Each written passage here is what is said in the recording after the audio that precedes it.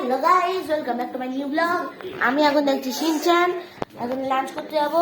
আজকে মামার শরীর খারাপ, ঠান্ডা লেগেছে, ঠান্ডা ঠান্ডা লাগা জ্বর হয়েছে। তো আজকে লাঞ্চে কি আছে দেখো। শনিবারের লাঞ্চ সিদ্ধ ভাত, আলু সিদ্ধ, কুমড়ো সিদ্ধ, লঙ্কা ভাজা,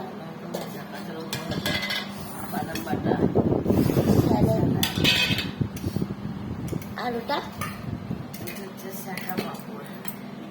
শাকা পাপড়, গোল চাঁদের মতন পাপড় একেবারে। হ্যাঁ, এই মগে আছে ভাতের মার।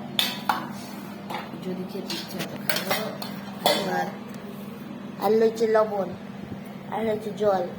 এই সব কটা হচ্ছে আজকে আমাদের খাবার। আর এখানে রয়েছে পাতা, যেটা আজকে আমি কাককে খেতে দিতে যাব।